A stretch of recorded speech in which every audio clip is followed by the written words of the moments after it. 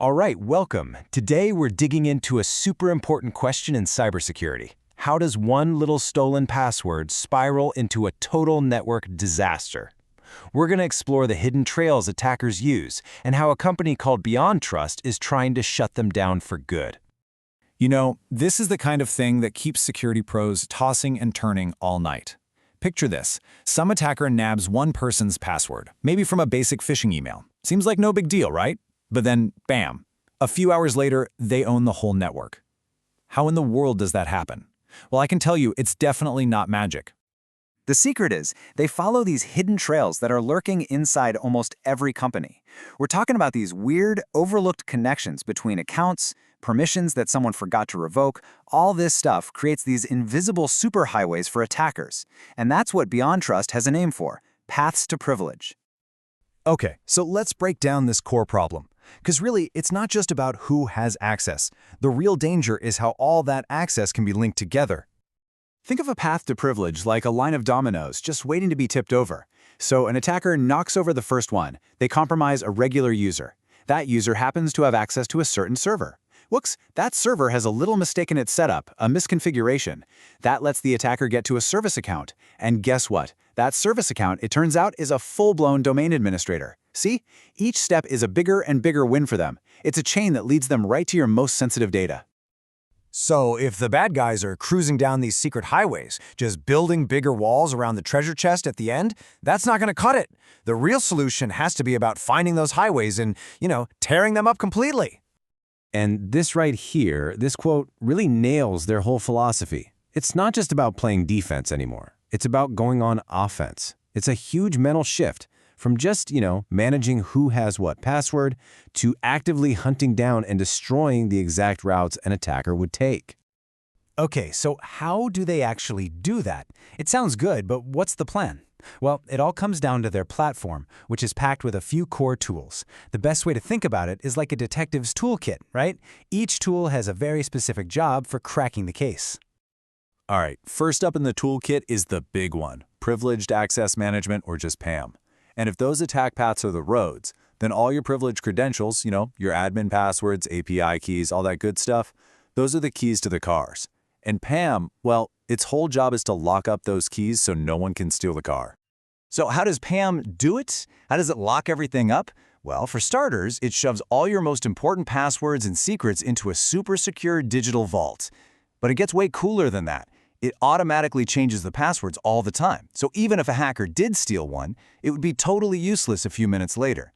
Plus, it records every single thing that happens in a privileged session. So you have this perfect record of who did what. This means your IT admin can log into a critical server without ever even seeing the password. The system just kind of injects it for them, just for that one time they need it, and then it's gone. Okay, on to tool number 2. Here, we're going to shift our focus a little bit. We're moving away from the keys and we're looking at the actual cars, the devices themselves. We're talking laptops, servers, workstations, everywhere people actually get work done. And this is where Endpoint Privilege Management, or EPM, comes in. The big idea here is something called least privilege. And honestly, it's a total game changer. Think about it. Most of us are the admin on our own work computer, right? That's super, super risky. EPM just takes away all those default admin rights. So what happens? You click on some nasty link in an email, and the malware just hits a brick wall. It literally can't install itself. But you're probably thinking, wait, what about the apps I need that have to have those rights? Well, EPM is smart. It can give that special privilege to just that one app for just the moment it needs it, and then poof, it's gone. This makes the attacker's playground, incredibly small. So, we've locked down the keys with PAM, we've locked down the devices with EPM. Awesome. But what about the cloud? What happens when all your important stuff isn't sitting in your own building? That's a whole different ballgame. And that's exactly why we have tool number 3, Cloud PAM. Its mission is to get rid of this huge risk that we call standing privilege. See, in the cloud, maybe a developer needs super powerful admin access to AWS or your company's Salesforce account. But do they need it 24/7, 365 days a year? No way. That's standing privilege, a powerful account that's just sitting there, always on, like a juicy target waiting for an attacker. Cloud PAM completely eliminates that. It gives people access just in time. So an engineer says, hey, I need access, it gets approved, and they get their special permissions for, I don't know, an hour. The second that hour is up, boom, the access is gone. It just vanishes. The path to privilege doesn't just get blocked, it literally disappears. Okay, so we've got these amazing tools to lock down keys, devices, and the cloud. But here's the million-dollar question. How do you know where the problems are? How do you even find these hidden attack paths to begin with? This is where it all clicks. Let's just walk through a super typical attack step by step. It all starts with one person clicking one bad link. Step 1. That gives the attacker a foothold on that one computer. Step 2. From there, they just kind of look around, find some simple mistake in the setup, and that's their exploit path. Step 3. And then, just like that, Step 4, they're a domain admin. They have the keys to everything. When you look back on it, the path they took seems so obvious, doesn't it? And yeah, that's the whole point, right? You can't block a road if you don't even know the road is there. The real magic, the real power, is being able to see these invisible paths before an attacker ever gets a chance to use them. So how in the world do you find a path you can't even see? Well, this is where their AI-powered identity graph comes into play. Just try to picture this. It's like a giant smart map of every single user, every account, every permission you have, everywhere. Your old school Active Directory, your cloud stuff like AWS, even your SaaS apps like Salesforce.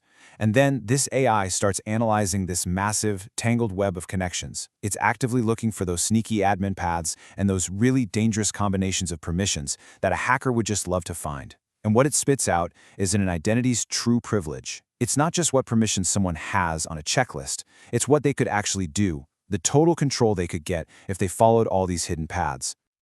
Okay, it's super important we're clear on something here. We need to talk about where a platform like this fits into your overall security strategy. Because it's a specialist tool, you know? It's not a magic silver bullet that solves every single problem you have. So there's this big category called Identity Threat Detection and Response, or ITDR for short. BeyondTrust is a huge player there. It gives you incredible coverage against threats that have to do with privilege, finding and shutting down all those escalation paths we've been talking about. But what it's not going to do is replace the tools that are focused on that very first login attempt, like a tool that stops someone from just guessing passwords over and over. You should really think of it as a critical specialist that makes your entire security setup that much stronger. So after all that, what's the one big idea you should walk away with? If you only remember one thing from our chat today, let it be this. This little phrase just nails what makes them different. See, other companies might be all about managing access or locking up credentials in a vault, but BeyondTrust, their whole reason for being is to find and destroy the pathways that attackers use to escalate their privileges. And that right there is the huge shift in mindset.